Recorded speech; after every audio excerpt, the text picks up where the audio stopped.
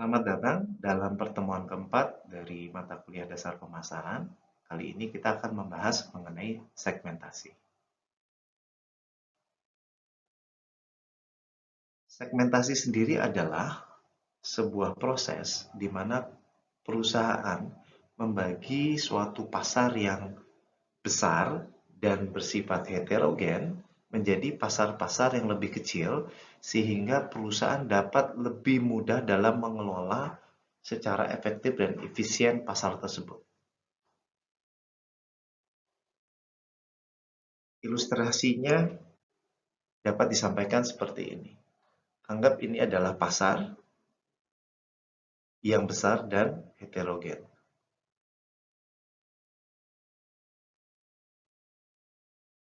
Yang dilakukan oleh perusahaan adalah membagi pasar tersebut menjadi pasar-pasar yang lebih kecil. Agar apa? Agar perusahaan dapat lebih mudah dalam mengelola pasar tersebut. Namun ada konsekuensi dalam membagi pasar tersebut, tentu saja. Yaitu pasar yang lebih kecil akan memiliki jumlah konsumen yang lebih sedikit. Nah, oleh karena itu, perusahaan harus mempertimbangkan dengan baik bagaimana perusahaan akan membagi pasar tersebut.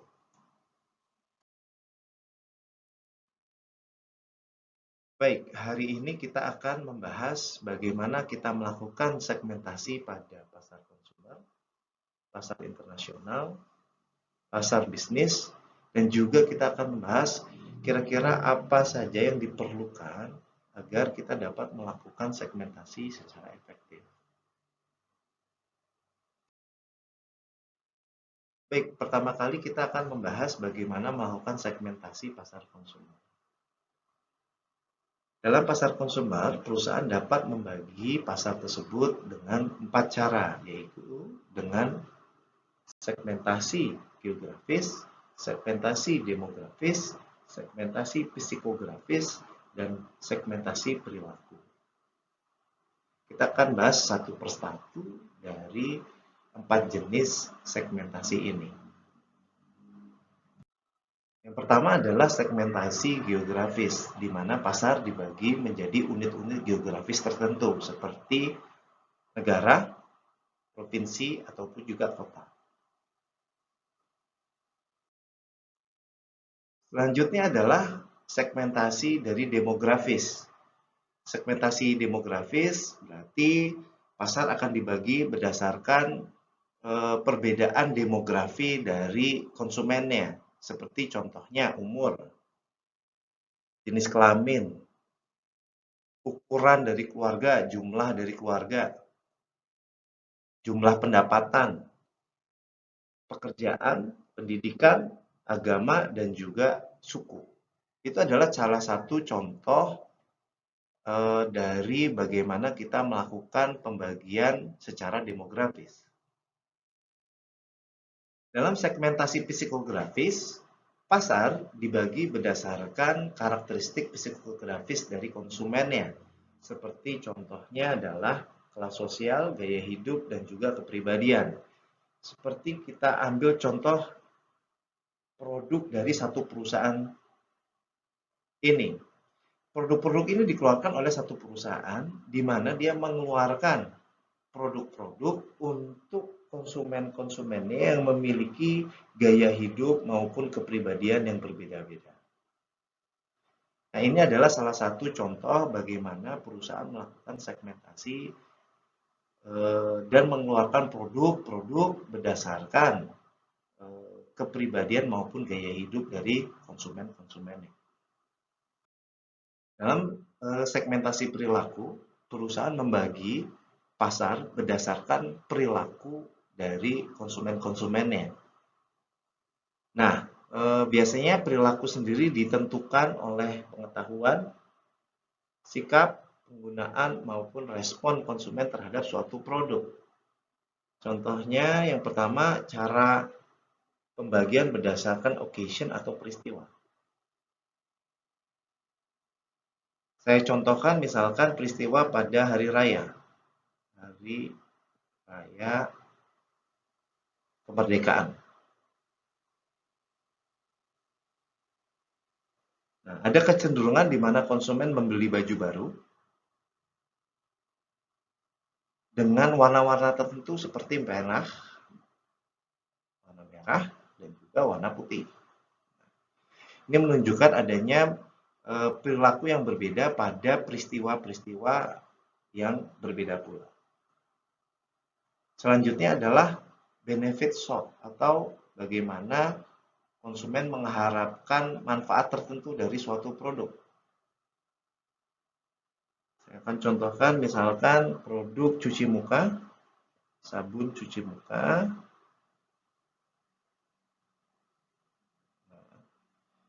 Konsumen pria dan wanita akan memiliki harapan manfaat yang berbeda. Karena itu, produsen biasanya membuat sabun untuk pria khusus dan untuk wanita secara khusus. Selanjutnya adalah user status. User status itu adalah status penggunaan. Contohnya misalkan ada bekas pengguna dari produk Anda atau konsumen yang sedang menggunakan produk Anda, ada konsumen yang potensial menggunakan produk Anda. Ini adalah contoh-contoh dari status penggunaan. Selanjutnya adalah usage rate atau tingkat penggunaan. Jadi ada konsumen-konsumen yang berbeda tingkat penggunaannya untuk suatu produk. Ada yang penggunaannya cenderung sedikit, ada yang tinggi, ada yang sangat tinggi. Misalkan bagaimana kita menggunakan pasta gigi sendiri. Itu akan berbeda-beda biasanya. Ada yang cenderung menggunakannya sedikit, ada yang sangat banyak bahkan berlebih. Dan yang selanjutnya adalah loyalty status atau status loyalitas. Ada konsumen yang memiliki tingkat loyalitas yang tinggi, ada juga konsumen yang memiliki tingkat loyalitas yang rendah terhadap suatu produk. Jadi ada konsumen-konsumen yang cenderung berpindah-pindah atau berganti-ganti produk yang digunakan atau merek yang digunakan tanpa memiliki loyalitas yang tinggi pada merek tertentu. Ada juga konsumen yang memiliki kecenderungan setelah menggunakan satu produk, dia tidak mengganti pada merek-merek tertentu. Setelah terbiasa pada suatu merek. Nah, segmentasi sendiri dapat digunakan secara bersama-sama. Dengan menggunakan beberapa segmentasi secara bersama-sama, biasanya kita akan memperoleh pasar yang lebih kecil, tetapi lebih mudah untuk diidentifikasi apa kebutuhannya. Namun, kita harus ingat bahwa semakin banyak kita menggunakan segmentasi, maka pasar-pasar yang terbentuk itu akan juga semakin kecil. Karena semakin banyak kriteria yang digunakan. Seperti contoh adalah geodemographic segmentation. Ini adalah contoh kita menggabungkan segmentasi secara geografis dan demografis. Jadi kita menggunakan dua variabel, yaitu variabel geografis dan juga variabel demografis. Seperti contohnya, demografis umur tertentu, misalkan remaja dan juga orang tua. Dan kita menggabungkan dengan geografis seperti perkotaan dan juga pedesaan. Maka remaja di pedesaan dan juga remaja di perkotaan memiliki perilaku dan juga sifat-sifat yang berbeda. Sama juga orang dewasa yang ada di perkotaan dan di pedesaan memiliki perilaku dan kebiasaan maupun sifat-sifat yang berbeda pula. Nah, saat kita gabungkan, maka kita akan memperoleh suatu pasar yang lebih spesifik tetapi lebih kecil. Baik, selanjutnya kita akan membahas segmentasi pasar untuk pasar internasional. Biasanya untuk pasar internasional, segmentasi akan didasarkan pada geografis, lokasi geografis, faktor-faktor ekonomi, faktor-faktor politik dan hukum, dan juga faktor-faktor dari budaya. Misalkan contohnya, pasar di Afrika akan memiliki perbedaan budaya, politik, ekonomi, dan geografis dibandingkan pasar-pasar di Asia Tenggara ataupun pasar di Asia Timur. Ini adalah contoh-contoh bagaimana kita membagi pasar-pasar internasional. Selanjutnya, kita akan mempelajari bagaimana melakukan segmentasi di pasar bisnis. Salah satu cara yang dapat dilakukan adalah segmentasi berdasarkan demografis. Namun, faktor-faktor yang digunakan berbeda seperti faktor-faktor yang digunakan pada pembagian demografis pada pasar konsumen. Dapat lihat di sini faktor-faktor demografis untuk pasar bisnis, yaitu adalah jenis industri, besar perusahaan, dan lokasi dari konsumen yang kita sasar.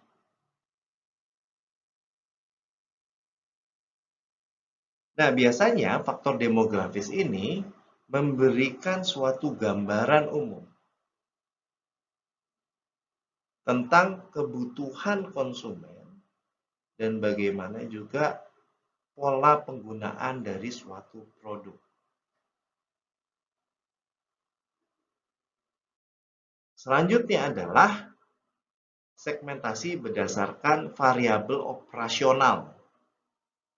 Untuk pasar-pasar bisnis, variabel-variabel operasional ini akan memberikan suatu identifikasi yang lebih mendalam mengenai konsumen dibandingkan kategori-kategori demografis. Tetapi ini membutuhkan usaha yang lebih keras untuk mengetahui informasinya.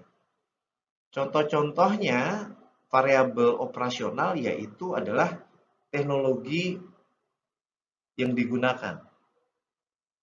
Nah, teknologi apa yang digunakan oleh konsumen-konsumen bisnis kita? Kita harus mengetahui kira-kira apakah teknologinya itu cenderung teknologi yang maju, canggih, atau teknologi-teknologi yang cenderung lebih tertinggal atau teknologi-teknologi yang lebih tradisional. Atau juga produk or brand use status. Ada kecenderungan bahwa konsumen-konsumen bisnis itu cenderung menggunakan produk atau merek-merek tertentu. Nah, ini kita perlu ketahui kira-kira merek mana atau produk-produk jenis seperti apa yang cenderung mereka gunakan. Dan yang selanjutnya adalah kita menganalisa kapabilitas konsumen ini. Bisa berdasarkan finansial, atau keuangan, kemampuan operasional. Nah, ini kita coba untuk gali lebih lanjut. Apakah dia punya keuangan perusahaan yang cukup baik? Apakah memiliki kapabilitas operasional yang cukup baik? Nah, itu kita harus ketahui. Itu adalah salah satu faktor-faktor yang digunakan dalam variabel operasional dalam kita membagi pasar bisnis. Selanjutnya adalah segmentasi berdasarkan purchasing approach atau pendekatan dalam pembelian. Jadi setiap perusahaan itu biasanya punya pola-pola dalam pembelian produk. Misalkan contohnya adalah purchasing function organization. Apakah keputusan pembelian tersebut sifatnya terpusat atau dapat diputuskan oleh unit-unit di daerahnya? Misalkan, keputusan sebuah perusahaan untuk membeli produk tertentu Misalkan perusahaan membeli kebutuhan ATK atau alat tulis kantor, apakah keputusan itu diambil oleh pusat atau kantor pusat, ataukah dapat diambil oleh unit kerjanya secara independen. Jadi dilihat dulu bagaimana fungsi organisasi dalam memutuskan pembelian. Apakah dia cenderung terpusat atau terdesentralisasi. Selanjutnya adalah buyer-seller relationship atau hubungan antara pembeli dan penjual. Apakah perusahaan itu cenderung loyal pada perusahaan-perusahaan tertentu. Misalkan ada perusahaan A dan dipasok kebutuhan bahan bakunya oleh perusahaan B. Nah, apakah perusahaan A punya kecenderungan dia punya alternatif selain perusahaan B? Misalkan dia punya perusahaan C. Nah, ini menunjukkan kekuatan posisi dari kita sebagai penyedia produk dari perusahaan tertentu itu. Bagaimana hubungannya? Posisi kita yang lebih kuat ataukah posisi perusahaan yang kita sediakan produknya itu yang lebih kuat? Nah, selanjutnya adalah general purchasing policy. Apakah ada persyaratan-persyaratan tertentu bagi perusahaan-perusahaan yang diajak kerjasama? Nah, ini perlu diketahui. Misalkan, apakah ada persyaratan bahwa perusahaan tersebut memiliki minimum modal atau apapun? Atau misalkan, pembayaran akan dilakukan setelah barang diterima selama 3 bulan. Jadi barang diterima dulu, 3 bulan kemudian baru dibayar. Nah, itu adalah salah satu contoh general purchasing policy atau kebijakan pembelian secara umum. Kebijakan umum pembelian. Itu adalah contoh-contoh segmentasi berdasarkan purchasing approach atau pendekatan pembelian. Selanjutnya dalam segmentasi pasar bisnis ada yang disebut situational factors. Nah, ini mirip dengan variabel-variabel operasional tetapi bersifat tidak sementara atau tidak jangka panjang tetapi sementara. Dan ini kita membutuhkan usaha yang lebih keras dalam mengetahui informasi-informasi tersebut. Misalkan contohnya adalah urgency of order fulfillment. Seberapa tingkat keterdesakan dari calon konsumen kita dalam pengadaan barang tertentu tersebut. Misalkan dia membutuhkan barang itu cepat atau tidak. Nah, ini menentukan bagaimana posisi tawar-menawar nanti antara kita dan perusahaan tersebut. Yang selanjutnya adalah product application. Satu perusahaan tertentu memiliki perbedaan penggunaan suatu mesin misalkan. Misalkan ada perusahaan A yang menggunakan mesin tertentu, mesin X. Nah, perusahaan A itu menggunakan setiap harinya 5 jam. Ada perusahaan B yang menggunakan mesin X tersebut misalkan 20 jam. Nah, ini menunjukkan aplikasi atau penggunaan produk yang berbeda. Nah, ini dapat kita gunakan dalam melakukan segmentasi pasar. Kenapa ini bermanfaat? Karena jelas sekali semakin sering si produk itu digunakan, maka akan semakin banyak penggantian atau pembelian kembali.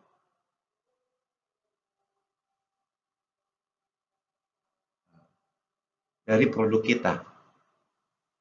Yang cara pembagian atau segmentasi berdasarkan faktor-faktor situasional ini juga ada yang ketiga itu adalah size of order, yaitu ukuran dari pemesanan. Ada yang ukurannya sedikit-sedikit tapi sering, ada yang cenderung pembeliannya besar dan sering, ada yang besar tapi jarang, ada yang sedikit-sedikit tapi jarang pula. Nah, ini dapat kita bagi konsumen bisnis kita berdasarkan size of order.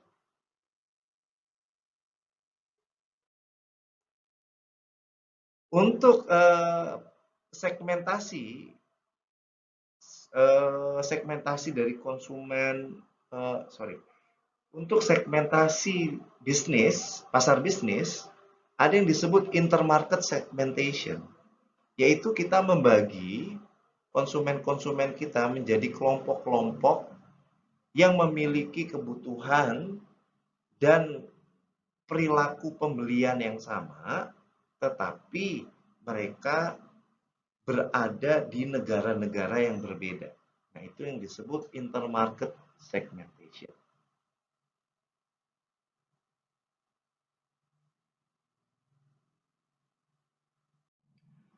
Ada beberapa hal yang harus dipenuhi dari suatu segmentasi agar dapat berjalan secara efektif. Yang pertama adalah measurable. Segmentasi itu harus dapat diukur, baik itu misalkan besarnya maupun juga kualitas dari segmentasi yang kita buat. Yang kedua adalah accessible, memungkinkan kita untuk mengakses. Kita memiliki kemampuannya, kita juga tidak dilarang secara hukum untuk mengakses pasar-pasar tertentu. Seperti contohnya misalkan, sekarang adanya kesulitan bagi perusahaan-perusahaan Cina untuk mengakses pasar-pasar di Amerika. Itu adalah contoh bahwa ada pasar-pasar tertentu yang kita tidak bisa akses karena adanya larangan atau adanya trade barrier atau halangan secara hukum. Yang selanjutnya adalah substansial. Segmentasi yang kita tentukan harus cukup untuk membuat si perusahaan memperoleh keuntungan. Jadi jangan terlalu kecil sehingga malah perusahaan tidak dapat memperoleh keuntungan dari segmentasi yang kita buat. Yang keempat adalah differentiable. Masing-masing segmentasi yang kita buat harus dengan mudah dibedakan oleh si perusahaan. Sehingga perusahaan dapat lebih mudah dalam mengelola dan menentukan mana segmentasi yang dapat kita fokuskan untuk digarap oleh perusahaan. Selanjutnya adalah actionable. Actionable adalah perusahaan dapat mengeksekusi dan juga dapat menjalankan program-program pemasaran di pasar-pasar tersebut yang sudah kita tentukan segmentasinya. Misalkan kita memiliki kecukupan sumber daya untuk mengelola pasar-pasar atau segmentasi misalkan yang berbeda negara atau berbeda provinsi. Nah, kita memiliki suatu kemampuan logistik untuk mengelola segmentasi pasar yang berdasarkan negara ataupun provinsi. Nah, ini adalah contoh-contoh hal-hal yang perlu kita perhatikan dalam menentukan segmentasi. Nah, ini adalah kelima persyaratan agar segmentasi yang telah kita tentukan itu dapat menjadi suatu segmentasi yang efektif untuk perusahaan kita. Baik, sekian untuk sesi kali ini. Saya yakin Anda semua masih banyak pertanyaan, karena itu silakan Anda dapat menyampaikan pertanyaan-pertanyaan dan kita dapat melakukan diskusi di forum diskusi pada e-learning. Saya dorong Anda untuk melakukan diskusi sebelum perkuliahan itu berlangsung atau sebelum jadwal perkuliahan. Terima kasih atas perhatiannya. Semoga penjelasan yang sudah disampaikan dapat bermanfaat dan semoga juga ini dapat membantu Anda dalam memahami apa itu segmentasi pasar. Terima kasih. Assalamualaikum warahmatullahi wabarakatuh.